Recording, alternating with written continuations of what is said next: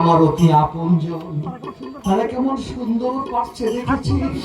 স্বার্থ যাদের কাছে বড় তারা কখনো অন্যের দুঃখ কষ্টের কথা পাবে না। কৃষ্ণদা, ছোটবেলা থেকে এই সংসার আমি খাই খরবাস খাচ্ছি। কর্তা বাবু কর্তা মা আমাকে কখনো বৃত্তের চোখে দেখেনি, তুমিও তা দেখো না। কর্তা মা আমার বিয়ে দিয়ে সংসার বেঁধে দিয়েছিলেন, আর মরার আগে তিনি বলেছিলেন, ওরে কৃষ্ণ তুইও আমার ছেলে, ওই সুমন্ত তোর ছোট ভাই, ওকে চিরদিন ভাইয়ের মতো দেখি। তোর এই ভাইটা যে আজ বড্ড বেশি গরিব হয়ে গেছে, কর্তা বাবু সেটা তোর মাইনে দিতে পারবে না। মাইনের কথা বলে তুমি আমায় কাঁদিয়ে না চড়তে পারো। ভাই কখনো ভাইয়ের কাছ থেকে মাইনে নেয় যাবো না, যাবো না। মাইনের অজুহাত দেখিয়ে এই বাড়ি থেকে আমাকে তাড়াতে চাইল, আমি যাবো না চড়তে। সুদিকে যেমন ছিলাম দূর দিলে আমি আমাকে থাকবো চড়তে হবে, মাইনে আমার দিতে আমাকে চড়তে হবে, মাইনে সংসারে স্বার্থ ছাড়া মানুষ এখনো আছে কঙ্কা? তুমি যখন কাজে খুঁজে বেড়াতে তখন তখন আমাদের চলেছে কি করে জানো? কি করে? কেষ্টদার বিয়েতে মা যা হাটটা কেষ্টদার বউকে দিয়েছিল সে হাটটা বিক্রি করে। কি বলছো কঙ্কা? হার বিক্রির কথা প্রথমে আমায় কেউ বলেনি কেষ্টদা। আমাকে তুমি না বললে ভালো করতে কঙ্কা, আমাকেও না বললে ভালো করতে কঙ্কা।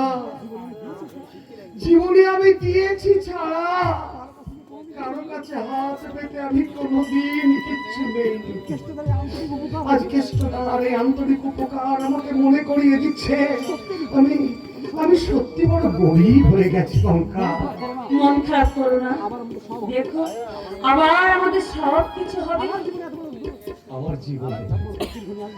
জীবনে এত বড় দুর্দিন ঘনিয়ে আসবে জানলে আমি তোমাকে বিয়ে করে কষ্ট দিতাম না। না না, আমার তো কোনো কষ্ট নেই। তুমি তুমি তো আমার সুখ, আমার শান্তি, আমার হাসি আনন্দ, আমার গর্ব অহংকার সব। ওগো, স্বামীর ভালোবাসার যে বড় সম্পদ স্ত্রীর জীবনে আর কি আছে তুমি আমাকে বলতে পারো? সত্যি তুমি অনন্য, তুমি আমার পাশে আছো বলে তোমার আমার কোনো কষ্টকে কষ্টই মনে হয়। খুব হয়েছে, এখন এই জামা কাপড় ছেড়ে হাত মুখ ধুয়ে চলো। কঙ্কা, একটা কথা বলছিলাম। বলো। বলছি আমার দাদা আজ কেমন আছে জানো? ওরা না বললো তুমি কিন্তু সবসময় দাদার দিকে লক্ষ্য রেখো। সে যে আমার কর্তব্য। ওরা কেন বড় ডাক্তার দেখিয়ে বড় ঠাকুরকে সারিয়ে তুলছে না বলে তো? কেষ্টদার মুখে শুনলাম ওরা নাকি দাদাকে হাসপাতালে ভর্তি করার চেষ্টা করছে। আচ্ছা কঙ্কা, তুমি তুমি গেলে দাদা আমার কথা কিছু জিজ্ঞাসা করে? কোনো কথা বলে না, শুধু মুখ ভার করে থাকে আর মাঝে মাঝে দীর্ঘ নিঃশ্বাস নেয়।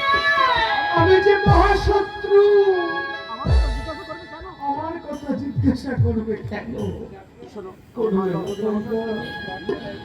কঙ্কা, আমার মা আমার জন্মদিনে আমাকে একটা মিনি করে আনতে দিয়েছিল। ভেবেছিলাম মায়ের শেষ স্মৃতিচিহ্নটুকু নষ্ট করবো না, কিন্তু মাইনে পেতে এখনো অনেক বাকি। ওই আংটিটা আমি তোমাকে কাল দেবো, কেমন?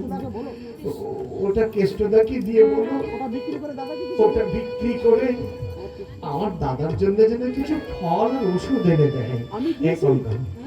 ওটা যে আমি দিয়েছি আমার দাদা যেন জানতে, তাহলে হয়তো আমার দেওয়া জিনিস আমার দাদা নেবে না। কিন্তু কিন্তু ওটা যে তোমার মায়ের শেষ স্মৃতিচিহ্ন। একদিকে আমার মায়ের শেষ স্মৃতিচিহ্ন, আর একদিকে আমার মায়ের পেটের বড় ভাই।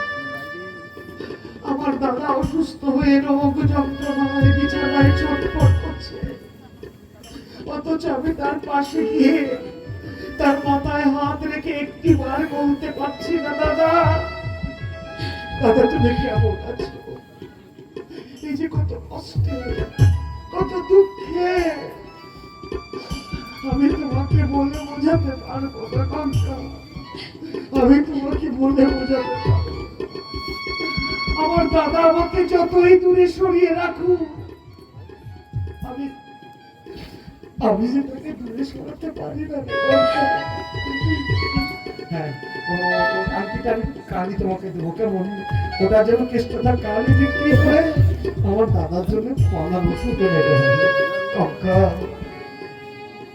আমি দিয়েছি এটা ওদের বলো না, কিছুতেই বলো না, তাহলে এই শত্রুর দেওয়া জিনিস আমার আমার দাদা দেবে না কঙ্কা, আমার দাদা দেবে না।